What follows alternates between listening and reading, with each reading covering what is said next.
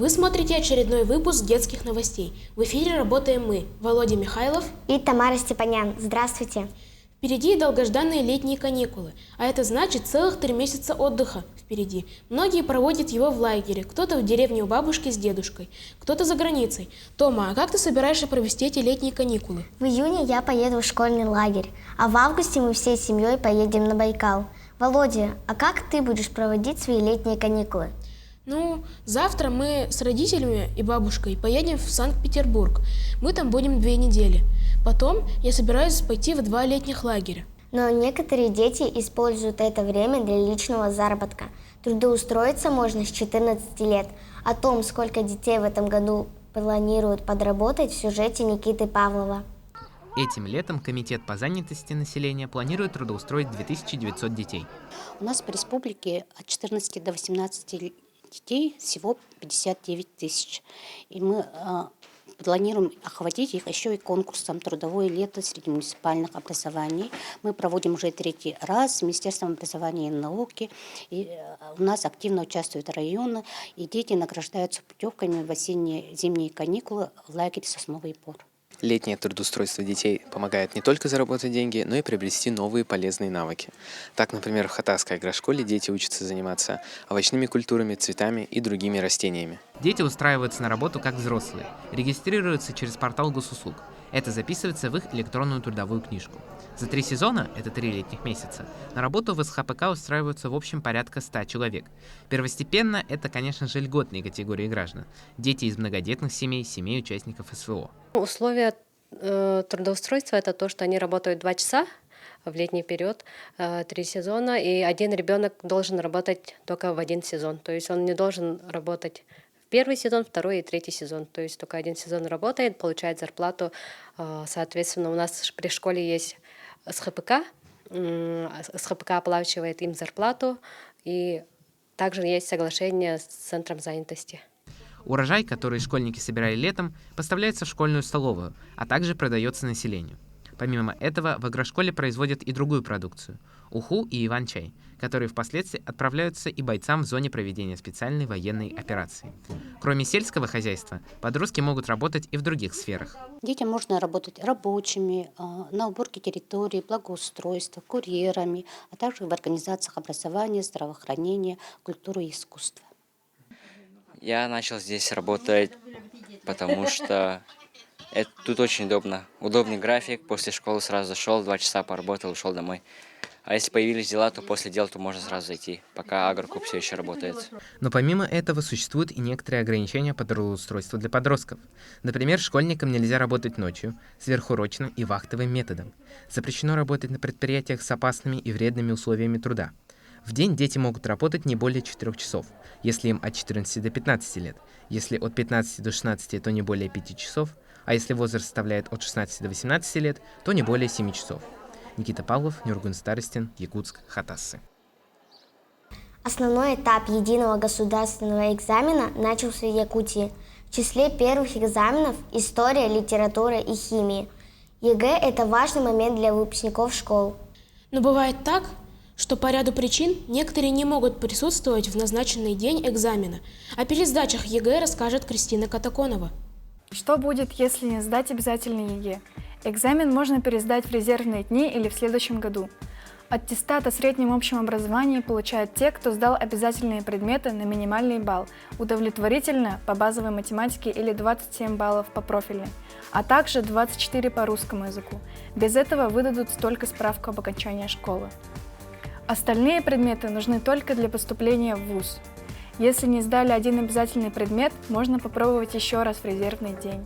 Русский язык 17 июня, базовую или профильную математику 20 июня, по всем предметам 23 июня. Если вы хотите улучшить результат, 3 или 4 июля можно пересдать один любой предмет. При этом результат предыдущей попытки аннулируется. Если не набрали минимальный балл одновременно по 2 обязательным предметам, их можно пересдать осенью. Русский язык 4 сентября, математику базового уровня 8 сентября, резервный день для сдачи ЕГЭ по обязательным предметам 23 сентября. А еще пересдать ЕГЭ можно в следующем году. Так у вас будет много времени на подготовку. При поступлении в ВУЗ вы сможете выбрать высший балл из действующих. Баллы за экзамен действуют 5 лет, включая год сдачи. Безопасность превыше всего. В современных городах электросамокаты стали неотъемлемой частью дорожного движения. Но, как и любой транспорт, они требуют ответственного подхода к управлению. Важно знать правила перед тем, как отправиться в путь. Это поможет избежать опасных ситуаций. Анжелина Матлашук подробнее. Электросамокаты – это полноценный транспорт со своими правилами. С 2023 года они официально внесены в правила дорожного движения как средство индивидуальной мобильности. Основные из них – 1 человек на самокате, движение по велодорожкам и тротуарам, идти на пешеходном переходе пешком. Одно из самых главных правил при управлении электросамокатом – это возраст. Вам должно быть больше 14 лет, тогда правила будут соответствовать правилам велосипедистов. Держаться за руль 2 руками, соответствовать всем требованиям светофоров, а также скорость – менее 25 км в час. Вождение самоката может быть сопряжено с риском получения травм, если не следовать правилам дорожного движения и мерам предосторожности. Сколько ДТП было в прошлом году? В прошлом 2024 году на территории города Якутска было зарегистрировано 13 дорожно-транспортных происшествий с участием электросамокатов. И в 9 из них 10 детей пострадали.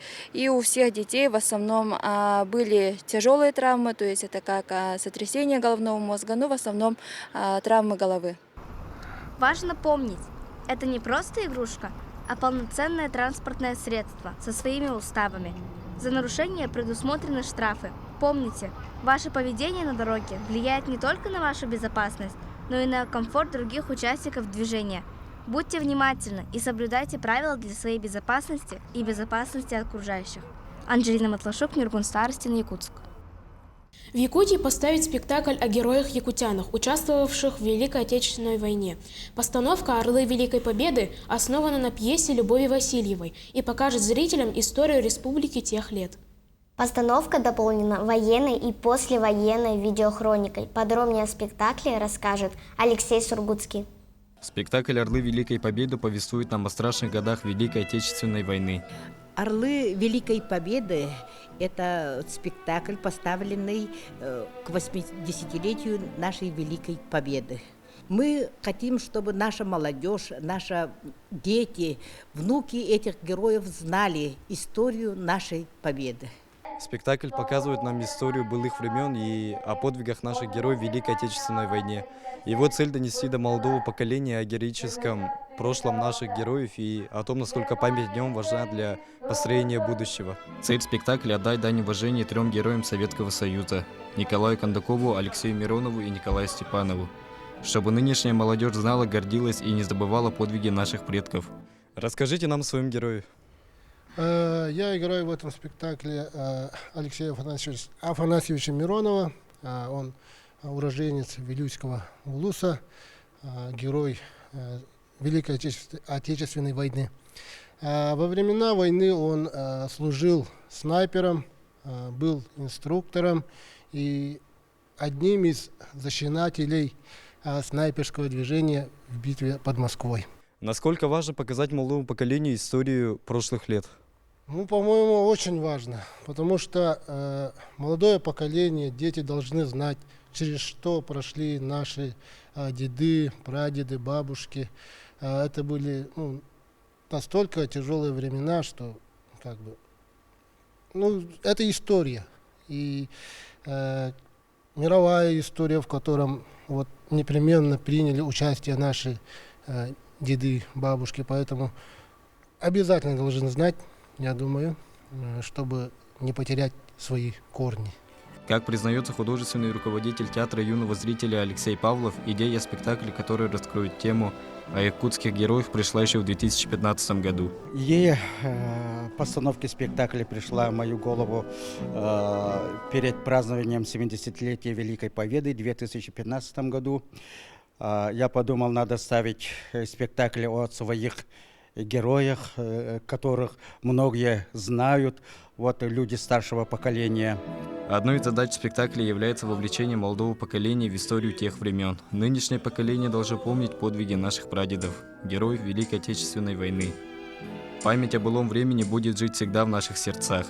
Алексей Сургутский, Виктор Дьячковский, Якутск.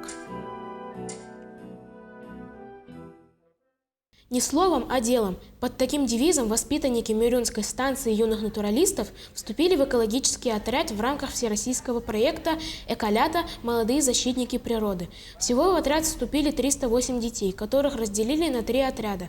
Воспитанность и трудолюбие. Именно на эти качества делают упор в лагерь, чтобы дети в последующем могли стать примером для своих братьев, сестер и друзей.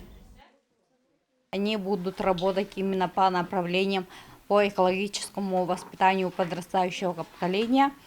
Будут также работать, будут проводить субботники, будут там высаживать саженцы. Также они будут проводить разные мероприятия именно по направлению экологии. В нашем регионе ежегодно 21 мая отмечают День песни. В Якутске состоялся праздничный концерт для жителей и гостей республики. В честь этого праздника были исполнены музыкальные композиции на языках народов республики. На мероприятии побывала Ксения Подобашева. Праздник песни призван поддержать и сохранить музыкальные традиции, которые объединяют и сплачивают народы Якутии. На площади Орджоникидзе состоялся концерт, приуроченный к 80-летию Победы в Великой Отечественной войне. Песню поют все, а хорошую песню тем более все поют. Но я думаю, это воодушевление, да, призыв к чему-то, стимулирование людей, да, с хорошей песней все спорится в руках, дела делаются, поэтому я думаю, очень хорошо, что у нас есть такой праздник, когда мы можем отметить наших авторов, исполнителей, композиторов, петь любимые песни, ну и пропагандировать песенную культуру. Этот праздник подчеркивает богатство нашей музыки и песенного населения. Мы отмечаем его накануне встречи лета на нашей северной земле. Люди разных поколений, и дети, и взрослые, вместе воспевают любовь к своей родине и жизни в этот день. Особенно это символично сейчас, в год 80-летия Великой Победы, где песнями вспоминаются подвиги наших героев, которые отдали свои жизни для защиты нашей страны. Для жителей республики День песни – это не только яркий праздник, но и возможность отдать дань уважения народной культуре и родному языку. Ксения Подобашева, Станислав Потапов, Якутск. Эти темы показались нам самыми интересными для выпуска детских новостей этой недели. Следите за нашими эфирами и будьте в курсе событий. До встречи в эфире.